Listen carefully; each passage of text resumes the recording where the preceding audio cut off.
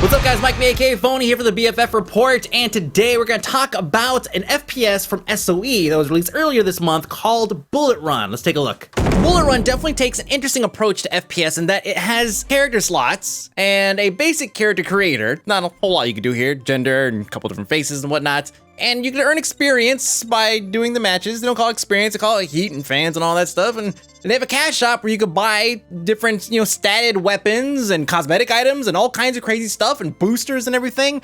But there's no like open world environment. So it's like taking APB, like the creator, the cosmetic end and all that stuff, but just nowhere near as intense or awesome, and pretty much any random shooter. But the problem is that this game is like kicking off what we already experienced in the MMO industry, where we say, oh yeah, generic fantasy MMO number 3,469. And that's kind of what Bullet Run seems to be doing in the FPS genre. I mean, the thing already has competition just within SOE itself, right? I mean, they have PlanetSide 2 is coming out. Granted, slightly different type of, free-to-play FPS-style gameplay, right? But there's also, like, Ravaged, which is coming out. There's Firefall, there's Tribe is already out.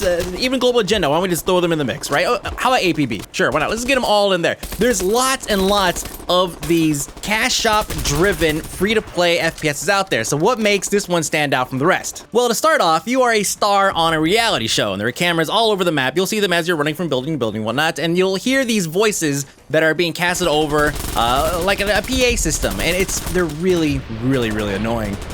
Those high-tech weapons really shake things up. Thankfully, there's a slider in the settings you could go down and you could turn them off. I highly recommend that is the first thing that you do when you get in. Otherwise, you may not spend a lot of time in Bullet Run. I'm giving you a tip. They also have this interesting multi-layer type progression system. And the first layer is heat. You get heat by killing people, by capturing objectives, by doing cool things. You kill somebody, camera gets on you, you do a little move, and the fans love it. Remember, you're on a reality show. You have to make it look good. Now, the more heat you build up inside of a match, you unlock abilities. You have these like 4 bonus abilities that you can unlock. They're skills, and you can use those. They're weird stuff, right? Like one of them is like a rage mode where you can go about and you can start punching people in the face and you like one shot and whatnot. Wipe out an entire team if you want to. Limited use, of course, right? You have a minigun you can unlock. You have like crazy flying contraptions. There's all kinds of just bonus skills you have to unlock by building up heat. So nobody kicks off a match with these items available to them. They have to actually earn them by building up the heat. Now, at the end of a match, whatever your heat number is going to determine how many fans you gain. Remember, you're doing all this cool stuff because you're on a reality show. You're going to get fans. They're going to love you for it. So the fans turn out to be experience, and that's how you level up. And then on the other side, you have credits that you accumulate while you play the matches. So you get credits for doing things, you get fans for doing things, and these things are completely separate because one is used as currency,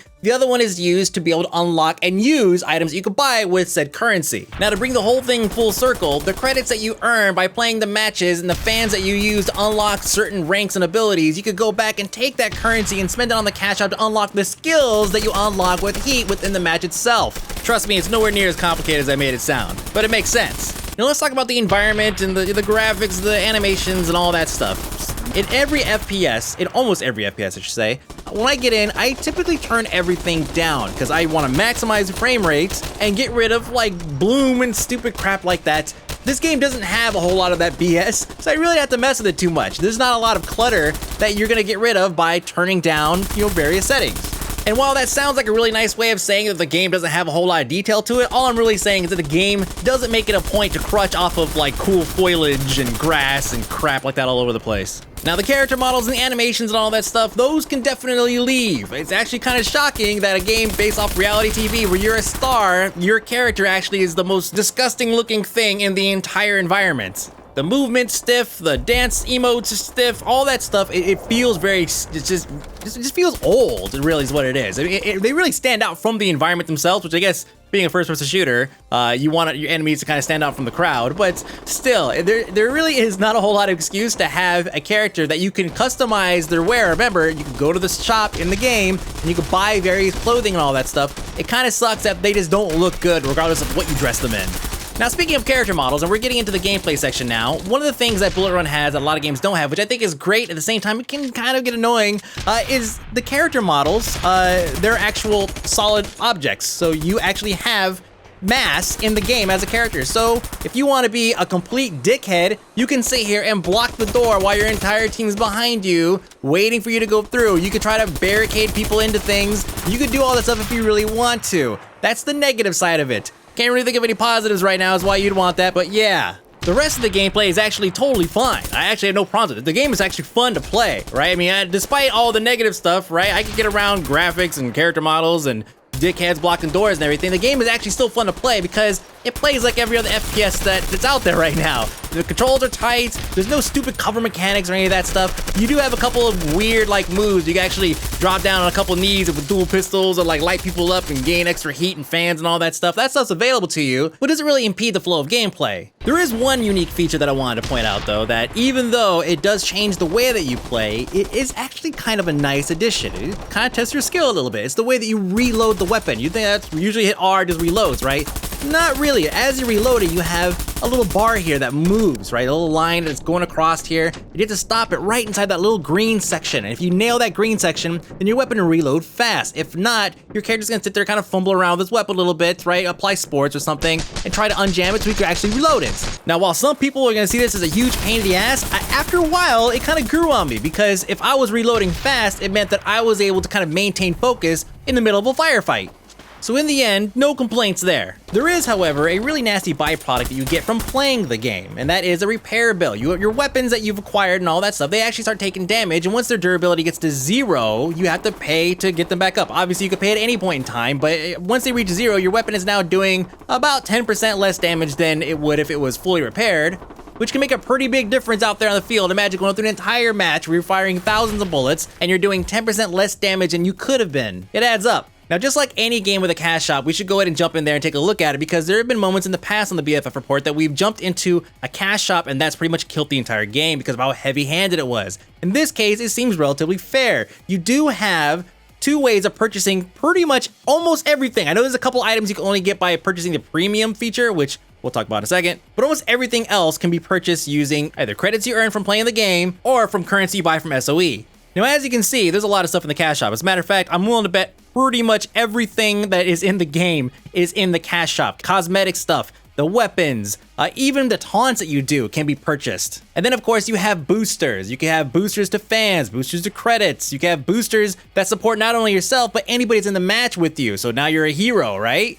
Of course, that also means that the weapons are available in the cash shop as well, and going through there, there's not like a huge difference between these, and like, they're all kind of almost the same. Various stats are tightened up. Yes, you can buy additions to your weapon. You can buy them with in-game currency. You can buy them with the cash shop currency. I actually purchased a couple things while I was playing. It's just the short period of time that I played, which the average person who is actually playing the game like hardcore would probably knock out about, maybe 10 to 20 hours a week. Obviously, our definition of hardcore might vary. So someone like that is looking at doing a couple upgrades a week, so long as they're not shelling out a ton of money for repairs. So there's nothing really here that stood out to me as being like OP or just ridiculously overpriced. And then there's the premium deal you could buy into, and this is a monthly fee. This turns Bullet Run from a free-to-play game into a sub-based game, and that it gives you some currency to play with every month, and also it gives you bonuses to everything that you do. So you don't actually really have to spend any money in the cash shop because you're gonna be earning 50 to X amount of percent more fame, credits, and all that crap. Even despite those bonuses, all those do is just gives you the ability to earn more stuff in less time than a free-to-play player. Again, I played the game several hours, I bought upgrades for my weapon, I had a good time. I didn't see anything in the cash shop that I feel like I absolutely had to have in order to continue having fun in the game. So in the end, we have a free-to-play shooter driven by a cash shop that it doesn't stand out with a ton of things. There are certain features that might stand out to the individual, right? Like you might like the reload mechanic, and it's a kind of a test of skill and focus and all of that. There might be some stuff here that's gonna stand out and grab certain people, but for me, it still feels like, again, generic fantasy MMO 9,475. Which, although different from the number I stated earlier, is probably about the number of MMOs released just in the past 6.5 minutes.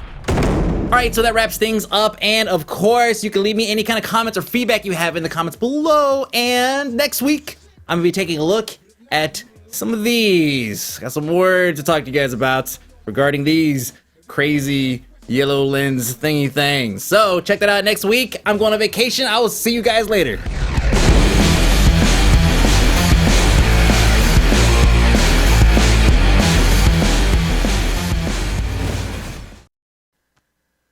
What's up, guys? Welcome to the BFF Report. I'm your host, Mike B, aka Fony, and this is way too loud. I'm going to turn it right down. That way I don't hear myself coming out my right side here because it's very annoying. Damn it. Shut up, headphones. Get out of my way. I'm trying to do a show. Take two.